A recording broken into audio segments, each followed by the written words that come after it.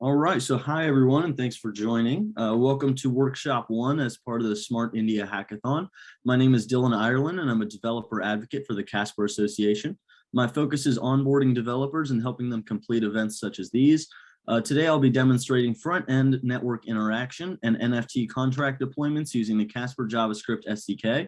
To follow along with this workshop, you'll need a basic understanding of JavaScript and NPM, blockchain basics, and the bash command line. You'll also need a working bash environment. Other shells like ZSH on Mac OS will work, but if you are on Windows, you will need the Windows subsystem for Linux set up. So with that in mind, let's go ahead and get started. So you'll begin by opening a terminal window and navigating to the directory you'd like your project to live. So I'm here, I've opened a terminal window, and I'm in a project folder right here. Once I'm in this parent folder, I'm going to go ahead and make a new directory called workshop. And I'm going to move into that directory. Okay, so we'll just go with this as is. So now that you're in your new working directory, we're going to go ahead and initialize a new NPM project. So that's npm init-y. And that'll create us a new project here. Now that we've done that, we're going to install the Casper JS SDK. Yeah.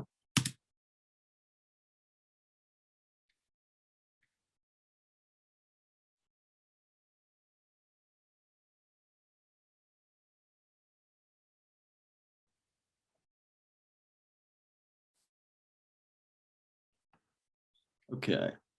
Now we're going to create our entry file. So we'll do touchindex.js. Now we're going to clone the CEP-78 repository. So CEP-78 is Casper's new enhanced NFT standard, and this is what we're going to be using today. So it's this right here, github.com/casper-ecosystem/CEP-78 enhanced NFT.git. And now we've installed that. So now we will go ahead and compile our CEP-78 contract. So we'll move into CEP-78 enhanced NFT, and we'll run make prepare. So you will need a make for this. You should have make installed. You'll need make and Rust. You should have these installed on your system. If you don't, and you're on Mac OS, you can do Xcode select install like so. Or if you're on Ubuntu, you can run sudo apt install build essential. Will give you make. If you need Rust, you can install it using this here. But you can go onto Rust's website, and this is an easy install. You can copy this text and install that there. But now that we've prepared our make environment, we'll run make build contract, compile our contracts, and this will take just a moment here. So make is now building and compiling the CEP-78 contract, as well as some helper contracts for interacting with the CEP-78 entry points. When it's done, we should have our main contract in its compiled WebAssembly form in CEP-78 enhanced NFT /contract/target /contract.wasm, and I'll show you that in just a second when this completes compiling.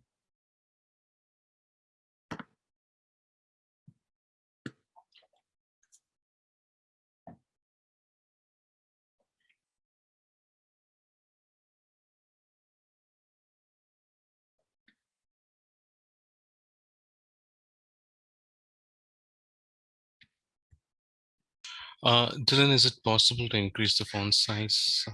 Yeah, let me try that again there. Yeah, let me attempt to do that there.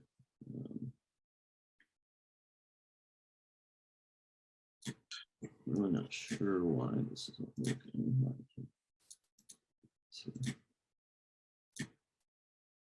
Maybe would you like to check the shell there? Yeah, it's right next to that. Yeah.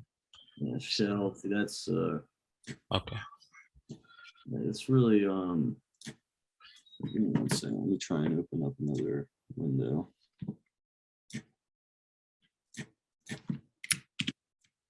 There we go. Okay, once this completes compiling, I'll pull this other window up here, which I have with larger text.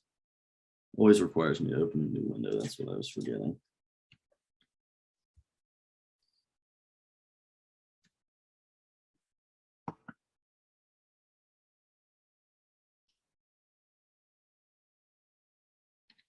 Yeah, thank you, Amitesh, for bringing that up. I was a bit worried that people wouldn't be able to see it. I thought originally maybe people would, but yes, I do have another window up with some bigger text that I'll bring over in just a moment.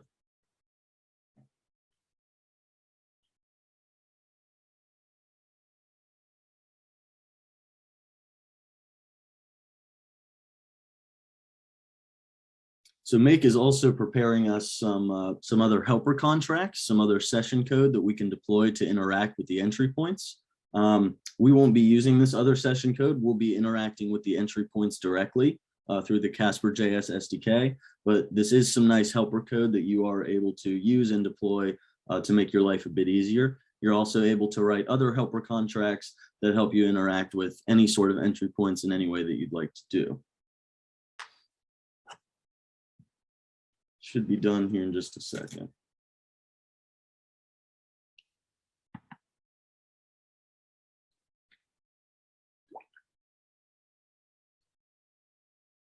All right, so there we are. I'm going to close this window and I'm going to open up this one here. Is that a bit easier to see?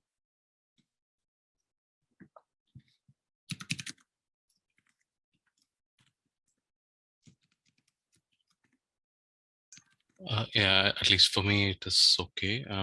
Yeah, if others are okay, please let us know. This should be a bit more visible here. Okay. So let's see. So before we begin coding, let's create some new account keys and fund the account using the cspr.live faucet. So back in our main directory here, we were actually just now we were in this directory here, but we're going to cd back into our main workshop directory. And to generate some new account keys, we're going to use the Casper client. And we are going to generate some. So the Casper client here, this is a Rust client for working with Casper. If you don't have it installed, but you have Rust installed, you can run cargo install Casper client. And this will install the Casper client for you to use. You'll just need Rust and Rust up, and cargo will come with that. And you can do cargo install Casper client. You can then use that to generate yourself a set of keys. Okay, so now we'll go to any Chromium-based browser. I'm using Chrome. You can use Brave and other Chromium-based browsers. We'll go into our Casper signer. If you don't have the Casper signer set up, you can just Google Casper signer. That might do. There we go. You can just Google Casper signer and install that from the Chrome web store there. And once you have that installed, you can open it up. If you haven't created a vault, you can. It will ask you to create one and set up a password. And then once you have one set up, just sign in, and we will import an account. So let's see here. So we'll go to our new keys directory that was just created back in terminal. So when we did this here, this actually created a new directory called keys for us. And so we're in that directory here, and we're going to import our secret key, and we'll name this workshop current. You may name it anything you like, and we're going to import that account.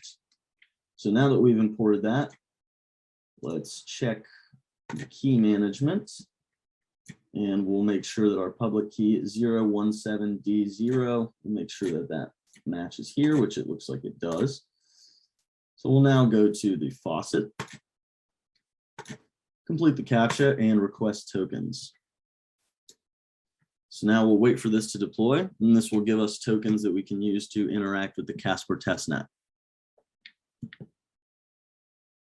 Okay, so while we're waiting for this, we can go ahead and get started here. So let's open up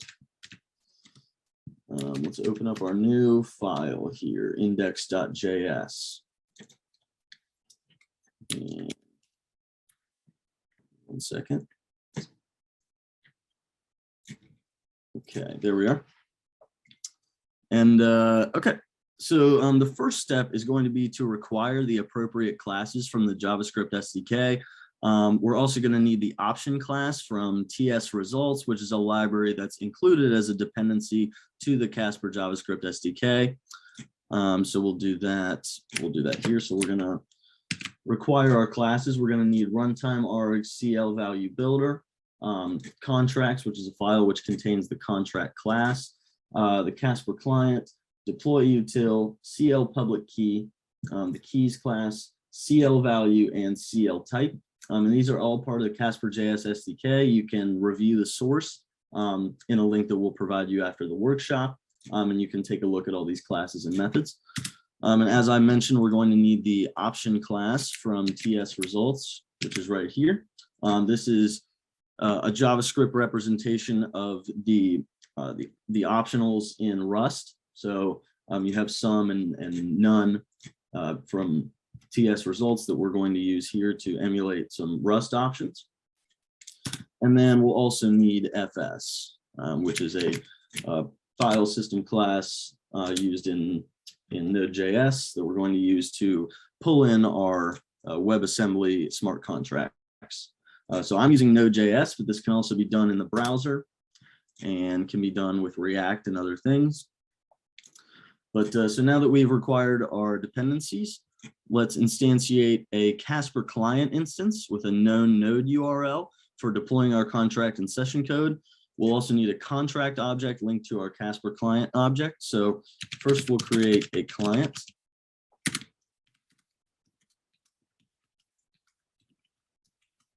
And we'll pass in a node address. So I know that this node is live on the Casper testnet. But I will show you how to find other nodes in just a moment.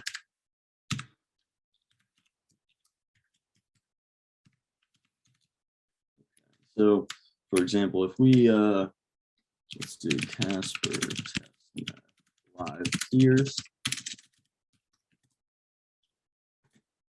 Yeah, so it's testnet.cspr.live/tools/peers, and you can find any live peers. You can grab a node address and then use it right here. Create a new instance of Casper client with a new node address, and that node will then have all your transactions deployed to it. So we're going to now create a contract instance.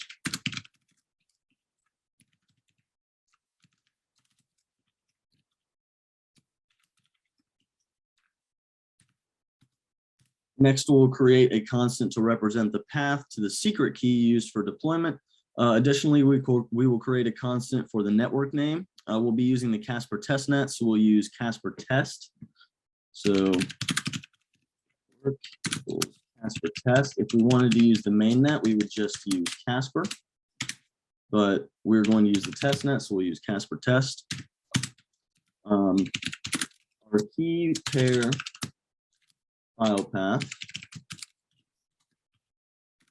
This is the path to our secret key that we just created. We're going to use a relative link, and we'll just link to secretkey.pem. And lastly, we'll say const keys to get keys, and we'll write this function here in just a moment.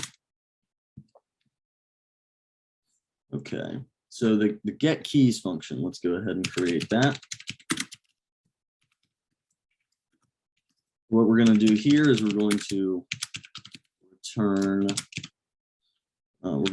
our key. So in Casper, there is two types of keys that we support. So ED25519, which is elliptic curve cryptography, which is what we use. It's what we recommend. It's the quickest way to generate keys, but we also support CEP-256K1 if you want to derive your private keys from, either hierarchical deterministic wallets or Ethereum or Bitcoin based keys. You can also use CEP-256K1 for your keys, and that allows you to just use the same private key on Ethereum, Bitcoin, or on Casper, for example. But we're going to use the elliptic curve. Load key pair from private file, and we'll pass in our pair file path. Okay. So now we'll go ahead and get started with installing our NFT contract. So we'll create a new function, async function called install contract.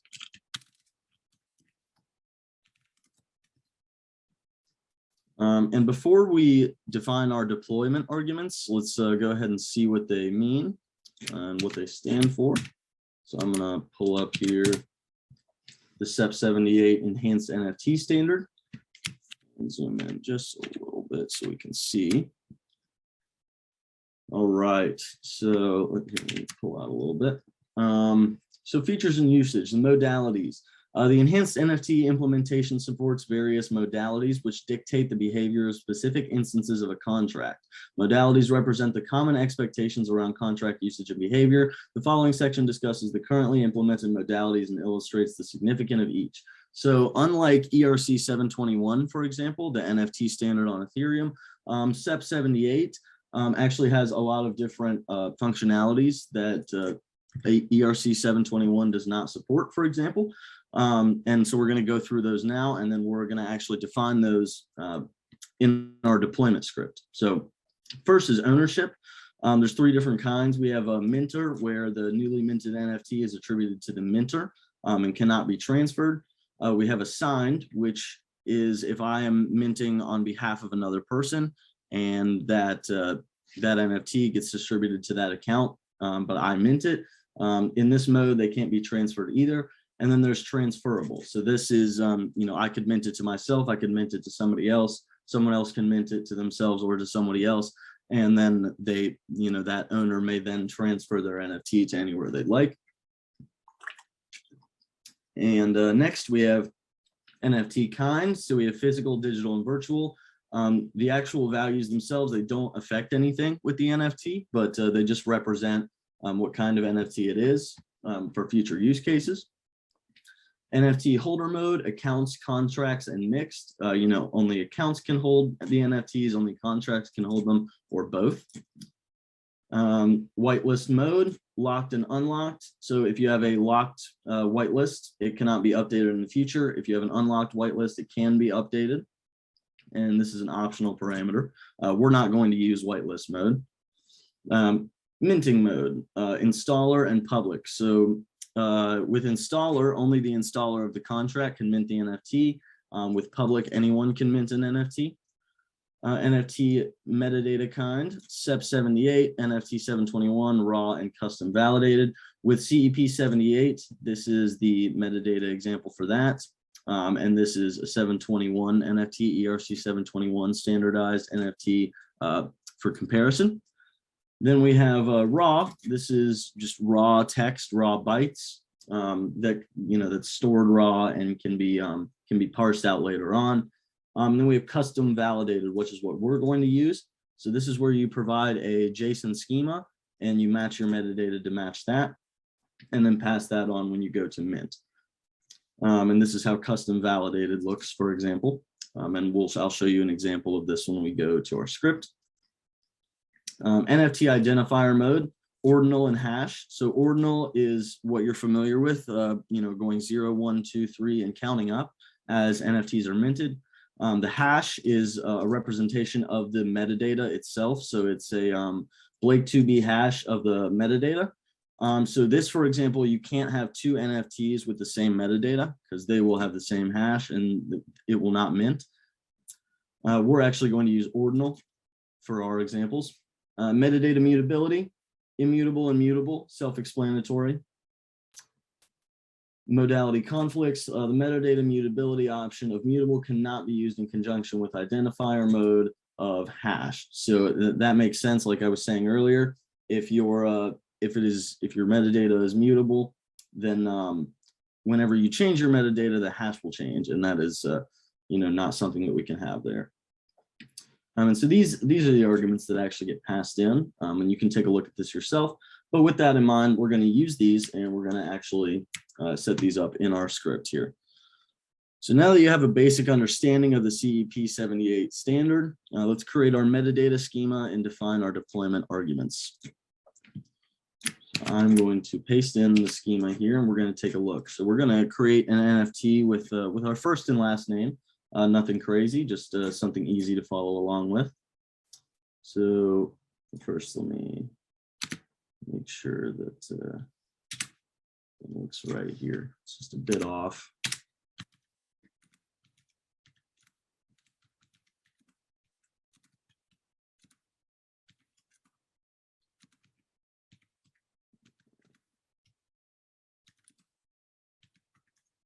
There we go. That ought to do. Okay.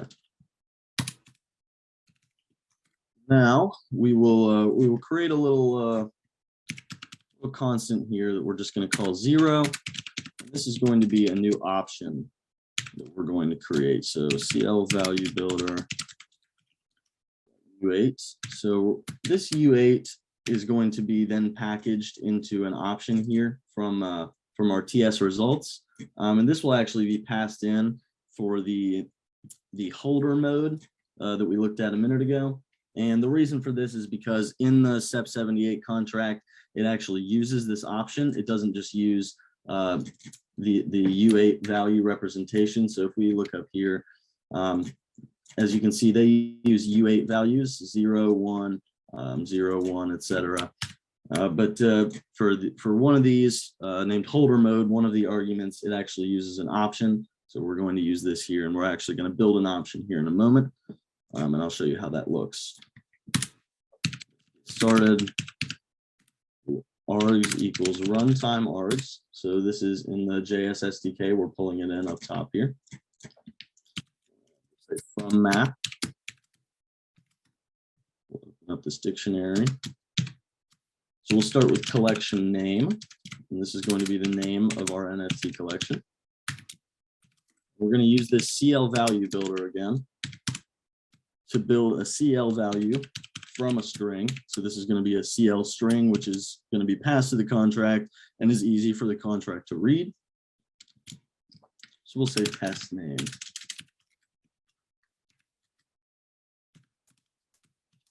Collection symbol.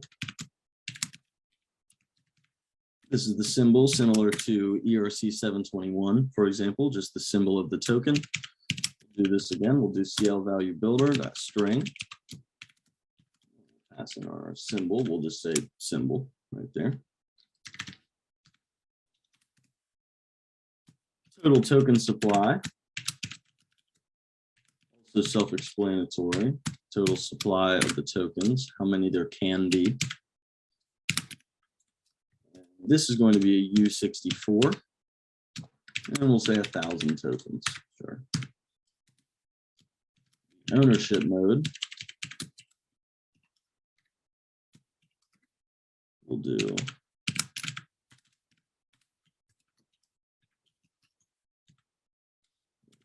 U8 and pass 1 in there. So let's take a look at what that is. Ownership mode. All right. So ownership mode is assigned here, as you can see. So we went with 1. So that's an assigned mode where it's assigned to a person. And then, okay, next we'll do NFT kind. And this is digital. So we took a look at that earlier. There was physical, digital, and virtual, just the kind of NFT. It doesn't actually affect anything within the NFT. It's just for future reference, but it is required when creating an NFT contract.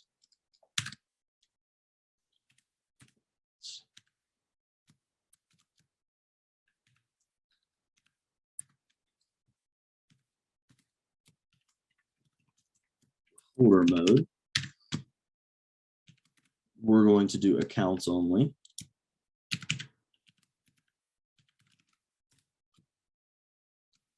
So this is actually the one that requires options. So we're going to do CL value builder.option and then pass in 0, this 0 that we set up right here.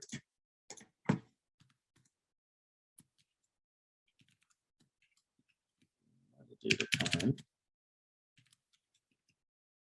Okay, this is the metadata kind. This is what type of metadata we're going to use. Like I said, we're going to use the custom validated right here. And as you can see, that is number 4, but it is a U8 of 3 here. So we're gonna use that here.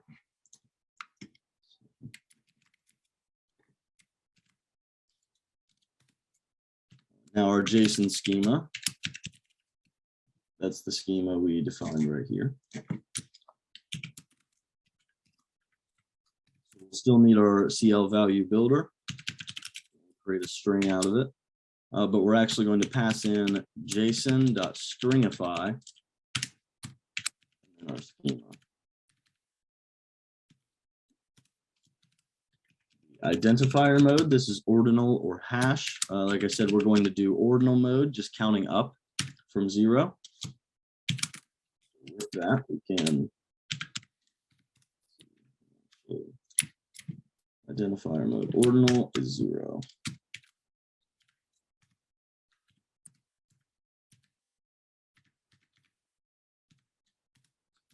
And then lastly, the metadata mutability.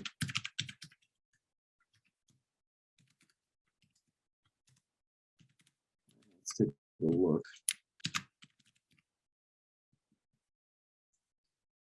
Okay, mutable and immutable. So we'll go with immutable. So we'll put 0.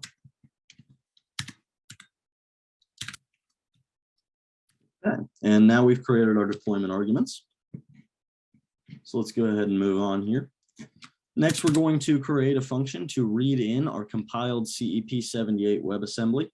So as you remember a bit earlier, we, well, actually I cleared it out, but we compiled the smart contracts by using make prepare and then make build contract. We're going to pull that in now using this function, which we'll call get wasm, and we'll use the file path. We'll just call it file. From here, we can start a try block.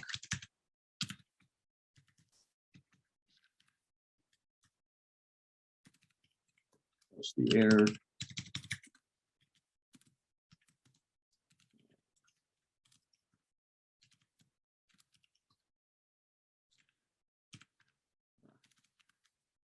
Okay, and from here, we'll return a new uint array. So we use these uint8 arrays to pass data to the Casper JS SDK. It's quite often that we use these. And we'll use fs, which we imported earlier. File synchronously. We'll say the file path, and then we need .buffer. Okay, and then that'll pull in our compiled WebAssembly, this one line right here. So now let's prepare to build the deploy. So we'll say const deploy, and so this is going to actually build and sign us a deploy. You can think of it as a transaction, which we will then deploy in the verb sense to the Casper testnet. So right now we are building this using contract.install. And from here we'll need the WebAssembly first. So we'll say it wasm. And then we'll actually pass in the path. So if we go back and take a look, so this is our working directory. This is where our index.js file is. To find our compiled WebAssembly, we would go into CEP-78 enhanced NFT, contract, target, wasm32 unknown, release, and then there is our contract right there. So we'll do that. So assuming we're in this top level directory, CEP-78 enhanced /contract target 32 unknown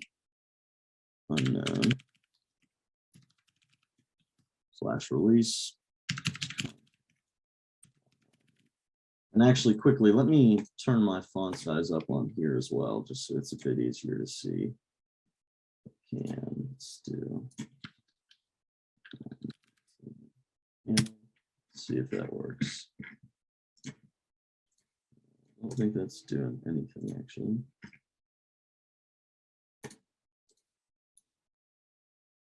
Let's see.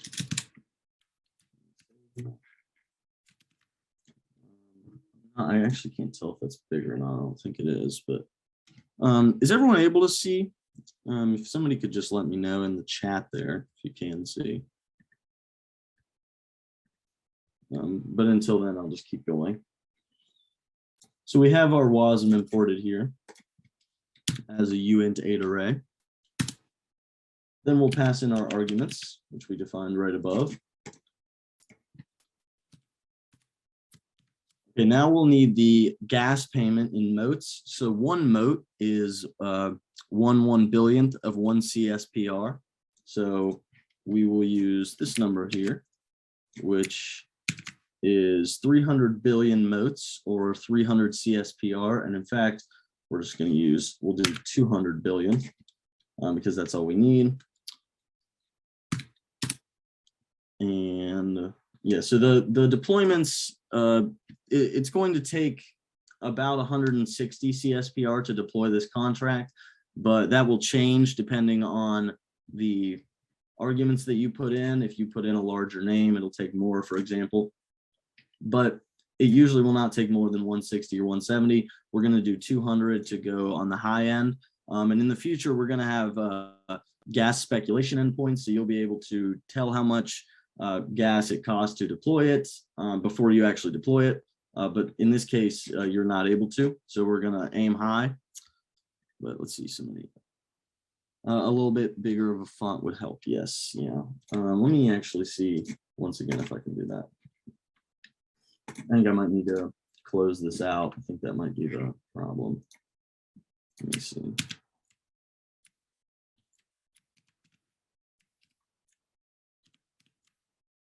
Second.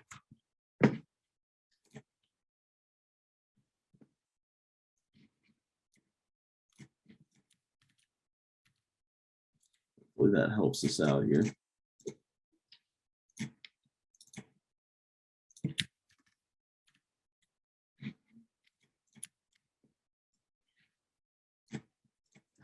I guess not. That is unfortunate. Don't know why that's not working.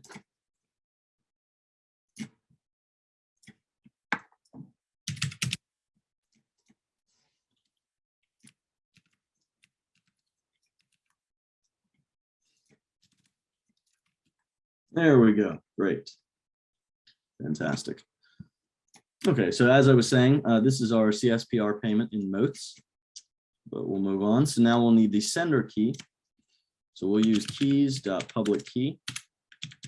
So as we were looking at earlier, the keys function, get keys. This is going to return us keys.ed25519 load key pair from private file. This is going to return us a CL public key, which you can also take a look at as part of the JS SDK. You can look at its class and its available methods. The public key will return us the CL public key here. Then the network name, which we defined earlier as Casper test. And lastly, an array of our keys. So this array is set up to where you can send in multiple keys for multi-sig functions. If you just want one signer, you just send in one key pair, which we're doing here. And from there, we will see. From there, we can actually deploy this. So we've built this deploy, and now we can actually deploy this deploy to the Casper testnet. We'll say var deploy hash. We'll just set that up as is for now. And we'll open a try block. And we'll say the deploy hash equal to await client.putDeploy. This is using our Casper client instance, which we created right here. and we're using the put deploy method, and we're sending in this executable deploy item. That's the class. You could think of this as, this is not TypeScript, so I'll have to remove that, but this is the class there. And this will put this deploy onto the chain, and it'll return us the deploy hash so we can listen for the execution results. We can catch any errors.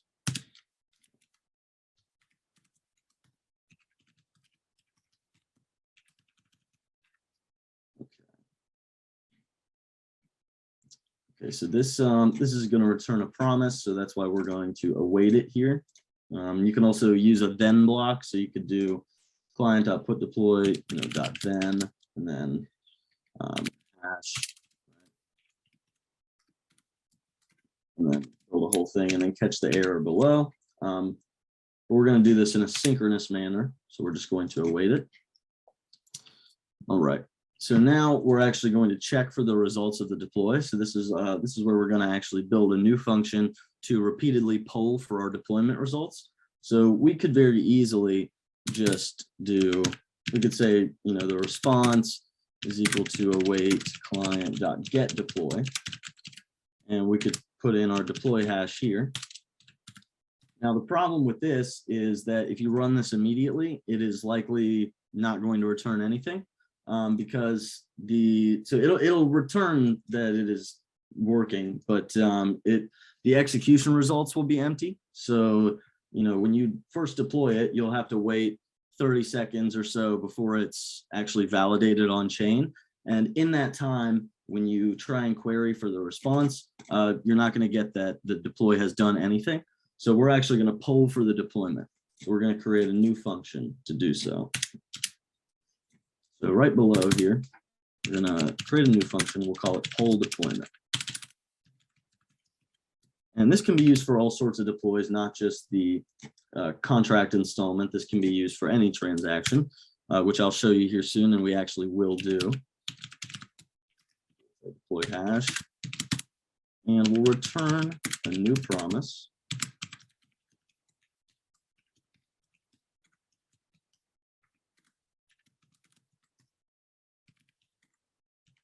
We'll create a new interval. So we'll say var poll equals set interval with an async function passing in deploy hash. Okay. Here, we'll open a try block. We'll say the response to await get deploy, which I just showed you a minute ago.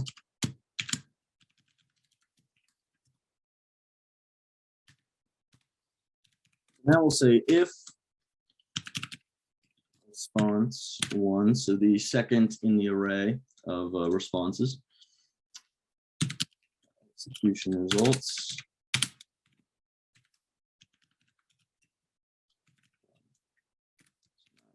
zero. And when this workshop is over, I'll provide a resource within the workshop repository that shows you an example of one of the responses. So it's a JSON RPC response, comes back as JSON, easily parsable, especially in JavaScript. And that'll just give you a feel for what all kinds of data comes back that you can use and that you can take a look at. But for now, we'll just assume that we know it. And so if the execution results, if the length of that is not equal to 0, then we know that the deploy has executed. So we'll just make a note. We'll say deploy executed to help us remember. And we'll say if response 1 execution results 0 dot failure not equal to null, then that means there is a failure recorded. So we know that the deployment failed.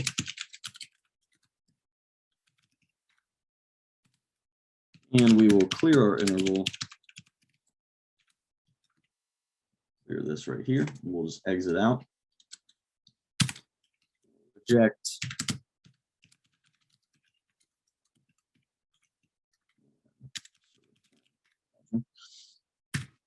And then after this, we know, so if the failure is not equal to null, or rather if failure is equal to null, then we know that it succeeded. So we can say clear interval. And in a production environment, you may also want to check to ensure that result.success is not equal to null instead of just assuming it is, as we're doing right here. So right here, we're just assuming that it succeeded because failure is equal to null if we pass this and don't go in here. But in a production environment, you might want to check to make sure that success did occur. We're going to resolve the promise with execution results. Success. Okay. Now at the end of our try block, we'll catch the error. Log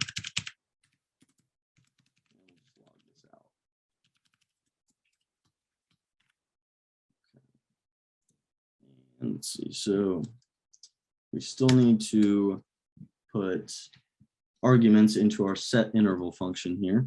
So we'll say 2000 milliseconds. So we'll poll every 2 seconds. And then we'll pass in our deploy hash. And that's coming from here, going in here, going in there, and then going in here. Okay, so now we have our poll deployment function set up. Okay, give me one moment. So now we will create another function that's going to iterate amongst the transforms. So let me give you an example of this, if I can. So this is an empty account, but if I go to another account here that I've been testing with, let me give you an example. So if we look at the raw data of each deploy, these execution results are going to be returned back to you.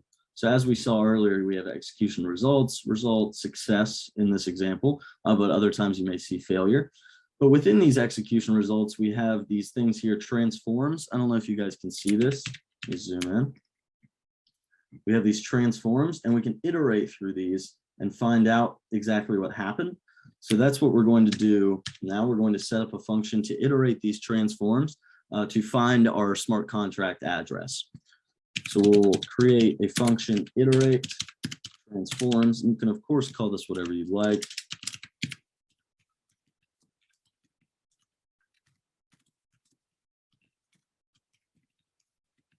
So we'll say transforms equal to results.effects.transforms. So we're going to pass in this result, and that is going to represent, it's going to represent this result from this level here. So results, yeah, okay, so actually from the success thing right here. So from success, this is going to represent our result variable. And from there, we'll do effect and transforms, and you can see that there. So we'll do result, which really represents, execution results dot result dot success dot effect dot transforms, and we're going to iterate throughout those. We'll say for, create a basic for loop.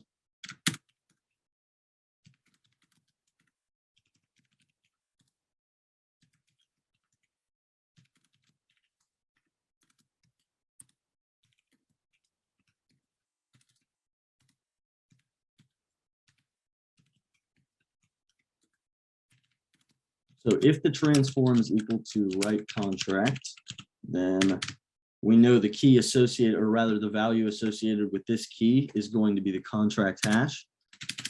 Go ahead and return.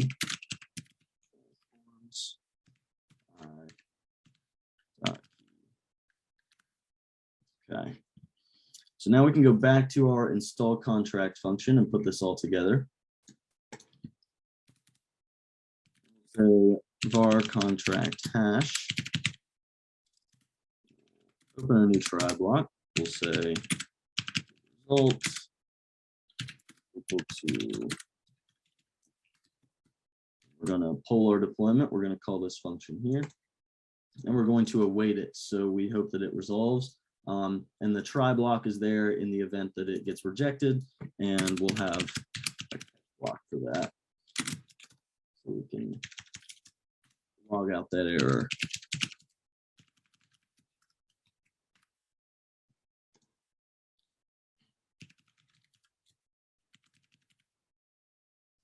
And so this deploy hash, we're going to use the deploy hash that we got from putting the deploy to actually pull our deployment and check the results. And for simplicity's sake, we're just going to log our contract address and hard code it for now to run the mint function. But you could easily store it in a local database, or you could pass it directly to the minting function, or you could really do anything with it. Just comes back as a string. So let's see. So let's run this. Let's go ahead and get started. Let's install this contract. Let me make sure everything looks correct here. It looks like it does. Okay, let's try and run this, see if we run into any errors. Okay, what happened there?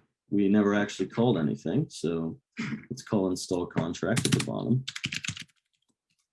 And there are better ways to, formulate this stuff, right? In a production environment, you wouldn't want just one script with, writing these functions and calling them on the fly.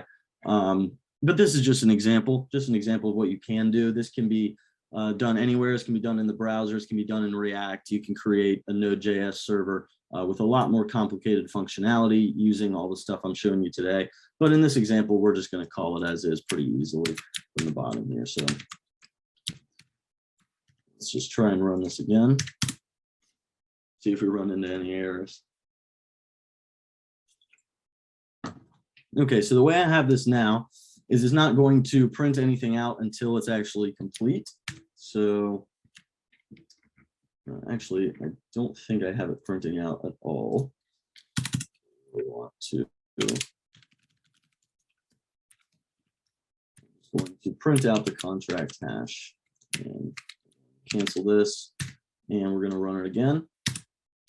This is actually going to deploy two contracts because that's what I just did there. I just canceled and redeployed. But that's okay. We can actually take a look, see how that looks. So right now you don't see anything, but you will once these are complete. So the other one will complete first, and we won't hear anything about it. We will only see it over here. But we'll see that in just a moment.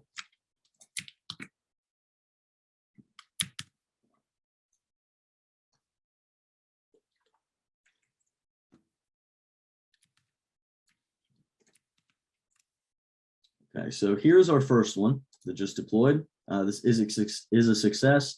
We can go and look at our raw data. We see that the collection name is test name, our symbol is symbol, our total token supply is 1,000, ownership mode, NFT kind, holder mode, etc., etc.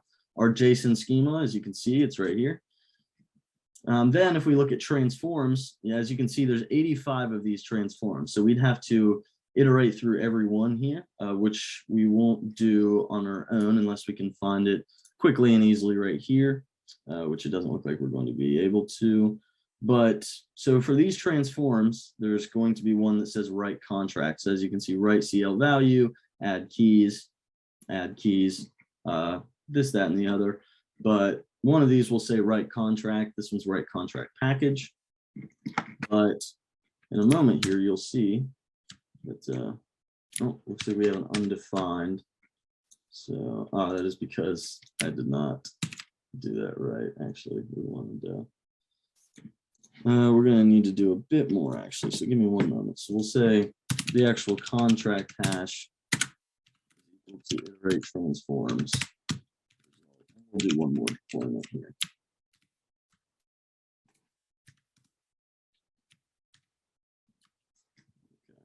Take a look at our other one. So our other one did deploy. And like before, you can look through the transforms and try and find the contract address, which we're going to do. But I will show you what that looks like if you go over here. So this is our main account that we're using. We can go over to named keys and we find that NFT contract. This is our contract hash right here. And because each of our contracts is named NFT contract, when these are redeployed, this will change the contract address. So that is something to note. So this should be done in just a moment. And then, yes, here we are. So it's printed out our contract address, which we can verify by going over here, refreshing. And now we have 3 total deploys. We look at our named keys. Our NFT contract is 4F, 8F, etc. And we can look here, and that is the same here. So we'll take this, and like I said, we're just going to hard code this for now. But you could store this somewhere. You could, you could pass it directly to minting functions, transfer functions, etc. But for now, just to be simple and quick, we'll just name it a constant. Const contract hash. We do need this hash preface here for use in the Casper JS SDK. That tells the nodes, for example, that this is a contract hash and not an account hash or something of the sort. So now that we've done that and we've deployed our contract and we have the contract address, let's actually create a new function we'll call mint. We're going to mint an NFT. So first, we will set our contract hash to our contract object. So we'll say contract, and this is our contract object that we've created here. This just helps us interact with smart contracts. So we'll use contract.setContractHash. That will associate the contract hash with our contract object.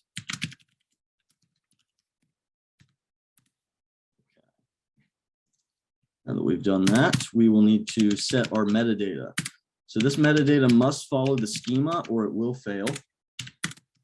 So looking at our schema earlier, we have first name and last name.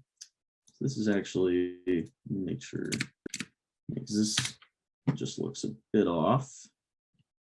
I know it's correct, but just trying to get the styling correct here. Yep, that looks good. There we are. So first name and last name. So first name, and I'll put my first name, which is Dylan, and my last name, which is Ireland. Okay. And from there, we can actually begin to define our deployment arguments. So just like earlier, we'll set up an arguments object, and we'll start it from runtime args.fromMap.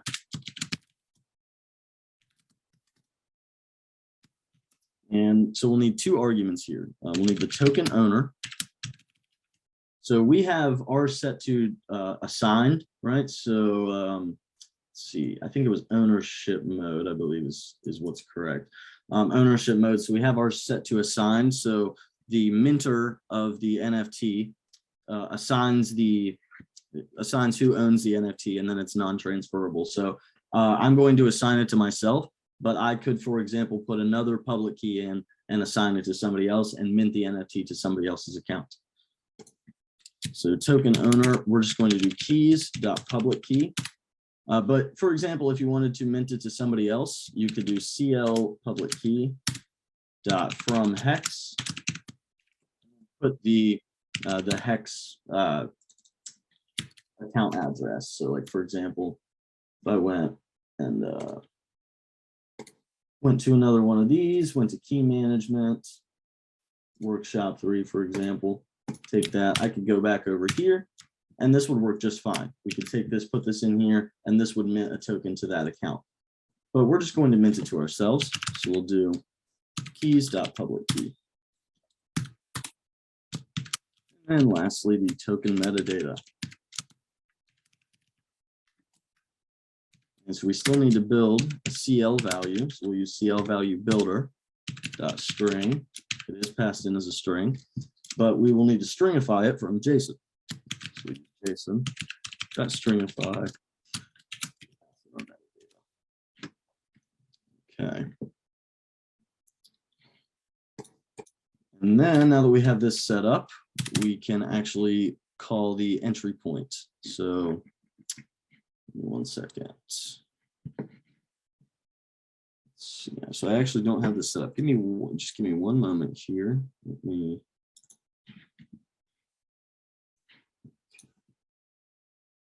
1 second.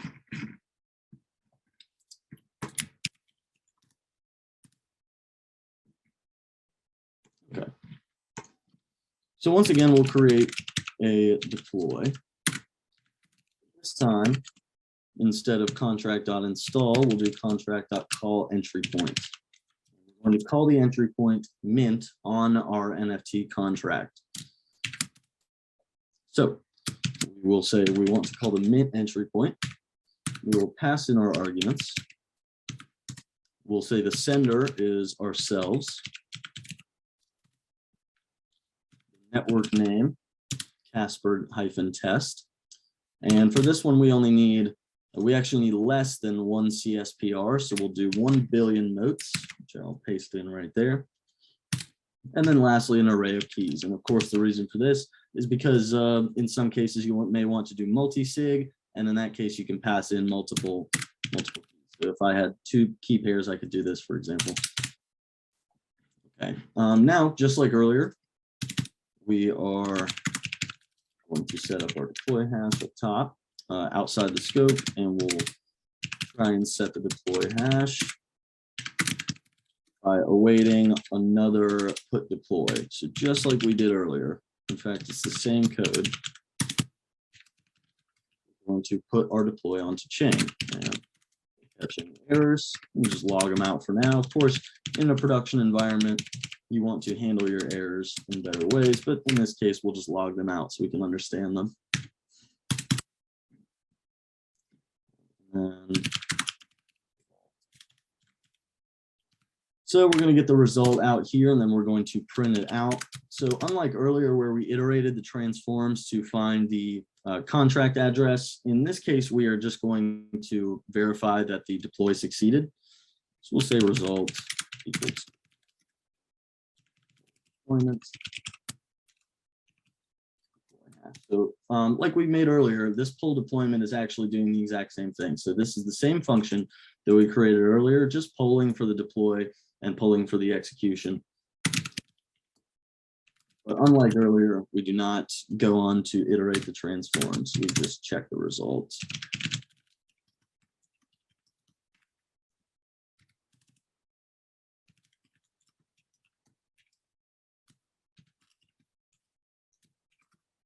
Okay. And as long as we don't receive an error here, we know that it succeeded. So in fact, don't need this.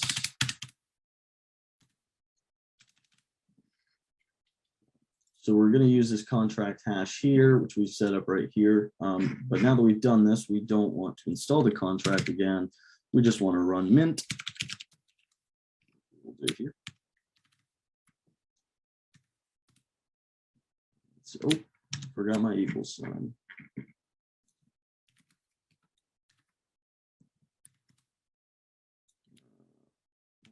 Okay, yep, because I forgot to make this asynchronous.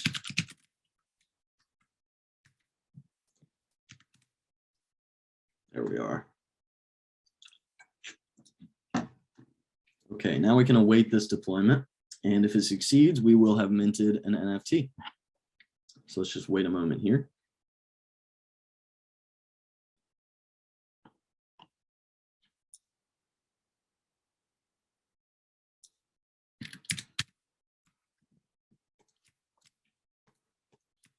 So another thing I want to mention really quickly is, as you can see, the deployment cost for our smart contract, we deployed it 3 times actually, but it was 156 in each case. But as you can see, we only have 400 CSPR left. And the reason for that is Casper does not currently pay you back for gas.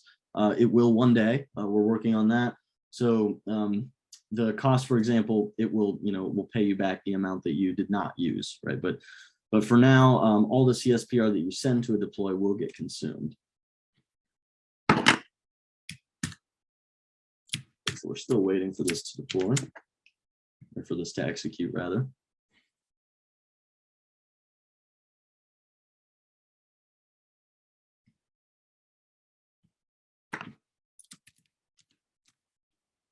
Okay, and as you can see here, we called the mint function on this smart contract, which this is the contract package, just allows us to take a look at it. We can verify that this did work. This is just an error on the cspr.live side of things, parsing error, but nothing to worry about there. As you can see, the cost was 0.48, but it did consume our entire 1 CSPR. And take a look at our raw data. We know that the token owner is this public key here, which is indeed myself. And the token metadata, as you can see, first name Dylan, last name Ireland. And yeah, this is minting an NFT on Casper. This is our new CEP-78 standard. We also have CEP-47, which we are phasing out. CEP-78 is in its beta stage. And because of that, I actually wanted to show more capabilities today, like querying ownership and transferals, but CEP-78 is in an early beta stage. It is currently not standardized by Casper just yet, like it is not fully supported. So I ran into a couple issues and documentation disparities. So that'll be all that I show today, is installing and minting. Now, this is transcodable, if that makes sense, to any other smart contract. So like if you write a smart contract, you can install it in this way here, and you can do exactly what I did. You can use the keys and getting the WASM file, deploying, calling entry points, all the same for any contract. And let's see. So with that being said, though, I am in touch with the lead developer, and so I intend to expand on these capabilities in our next workshop, which will take place next week.